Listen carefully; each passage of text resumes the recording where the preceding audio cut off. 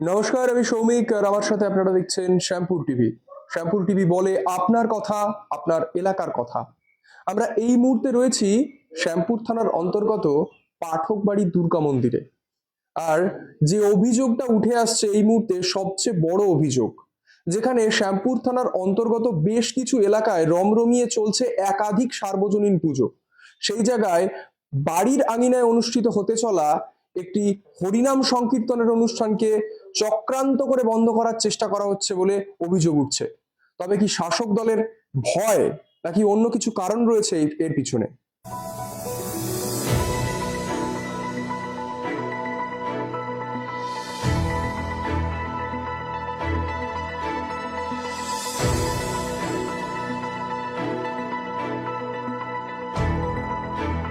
আমার এই অনুষ্ঠানটা দুর্গা ভবন পাঠক বাড়ির প্রোগ্রাম চলছে 51 বছর।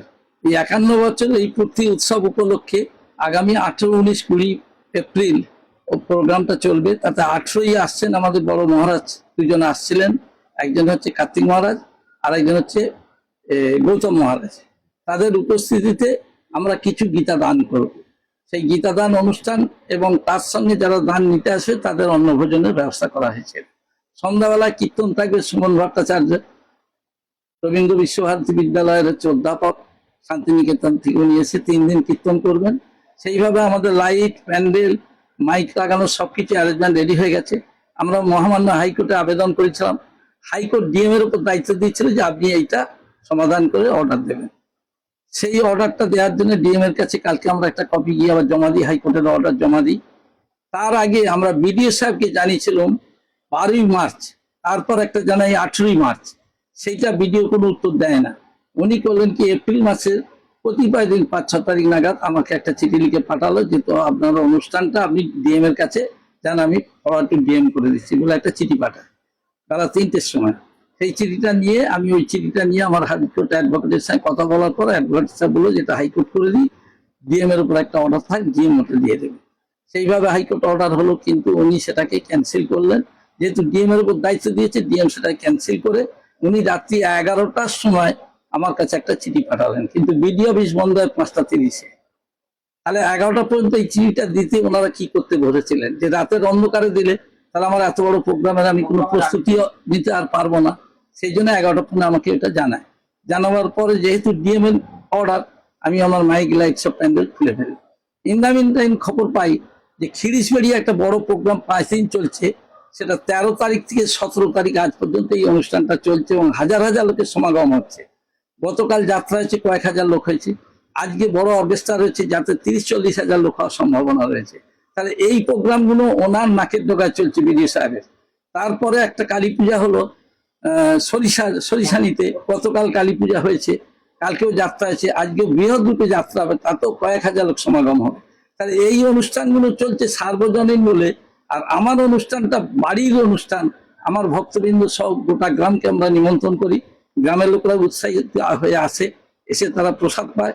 এবং এই শ্যামপুর থানা, বাগনান থানা, উলবেড়িয়া থানা, বিভিন্ন থানা এলাকা থেকে ভক্তগণেরা আসে এই সুমন ভট্টাচার্যের কীর্তন শুনতে।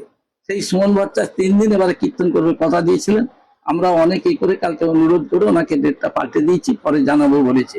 এই অনুষ্ঠানটা প্রায় 40 লক্ষ টাকা খরচা, এবং সেটা চক্রান্তকারী একমাত্র বিডিও সাহেব। কারণ বিডিও সাহেব আমাকে যদি আগে জানাতো আমি প্যান্ডেল করতাম না। ওনাকে তো আমি 15 দিন আগে দরখাস্ত করেছি, তাহলে ওনার উচিত ছিল। 15 দিন পরে উনি একটা জানালো, ডিএম এর কাছে দিয়েছে। ডিএম এর কাছে আমি গেলাম, সেটা অর্ডার নিয়ে জমা দেওয়ার পর ডিএম সাহেব সেটা কালকে রাত্রিতে কটা ক্যান্সেল করেছে আমি জানিনি, কিন্তু আমাদের দিয়েছে 11টার সময় অর্ডারটা আসছে। এবার 11টা অর্ডার এলে আজকে আমরা কোনো কেস ফাইল করতে পারবো না, তাহলে অনুষ্ঠানটা পুরো বন্ধ হয়ে যাবে।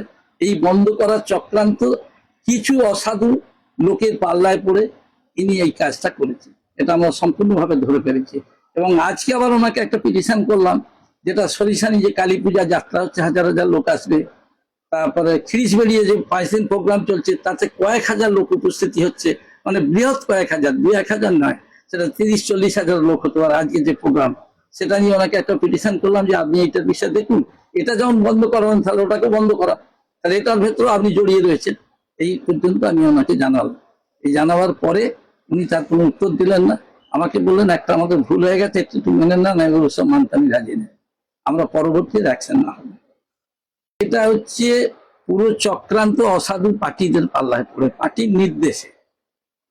এবং সেটা আমি জানি, আমি যখন প্রথম দিন দরখাস্ত দিতে গেলাম সেদিন উনি আমাকে বললেন যে আপনাকে যদি দিই তাহলে এখানে মুসলিমদেরও দিতে হবে। সেটাও আজকে আমি ওনাকে উল্লেখ করেছি কথা, যে মুসলিমদেরও দিতে। আমি হিন্দু পাড়ার হতো মুসলিম অনুষ্ঠান করতে আপনি দেবেন, এটা কিরকম কথা হতো। তারপরে বললেন যে তাহলে কয়েকটা কন্ডিশন বেঁধে আপনাকে পারমিশন দেবো।